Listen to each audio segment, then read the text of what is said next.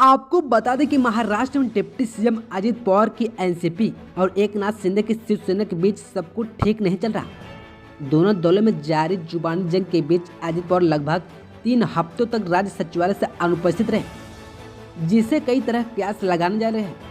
अजित पवार पिछले 20 दिनों से मंत्रालय नहीं गए, जबकि वे आमतौर पर ऐसा नहीं करते हैं। इंडियन एक्सप्रेस की रिपोर्ट के अनुसार डेंगू की बीमारी की वजह से वे कुछ दिनों तक लोगों की नज़रों से दूर रहते। इसके बाद वे जब ठीक हुए तब पुणे में अपने भाई के घर गए। केंद्रीय गृह मंत्री अमित शाह से मिलने के लिए दिल्ली गए। बारामती पवार परिवार के मिलन समारोह में शामिल हुए।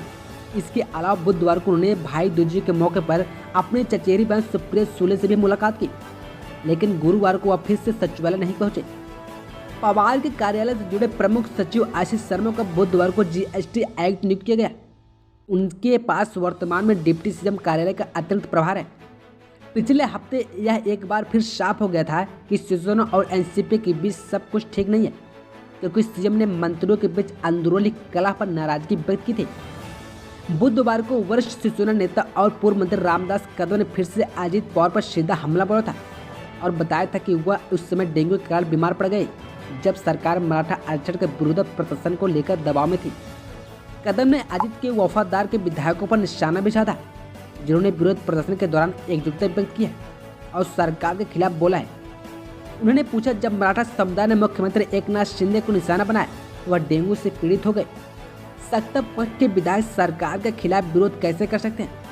अजित के समूह में एक मंत्री को सौंपे गए विभाग के लिए काम करने वाले एक वरिष्ठ अधिकारी ने कहा कि दोनों पक्षों के बीच झगड़ा इस हद तक बढ़ गया है कि राज्य सरकार ने वेट एंड वॉच की स्थिति में जाने का फैसला किया है। उन्होंने कहा, स्थिति बिल्कुल वैसे ही है जैसे एमबीए के आखिरी दिनों में थी। कोई नहीं जानता कि किसी निश्चित प्रस्ताव के साथ आगे बढ़ना है या नहीं, क्योंकि इसकी कोई गारंटी नहीं है कि सभी पक्ष पर इस पर सहमत होंगे। अजित पवार खेमे के एक वरिष्ठ नेता ने कहा कि कैबिनेट विस्तार और राज्य मंत्रियों के विभाग का आवंटन, निगमों में राजनीतिक नियुक्तियों और जिला संरक्षक मंत्रियों को पुनर्वितरण जैसे मुद्दे दोनों पक्षों के बीच संघर्ष के बिंदु में से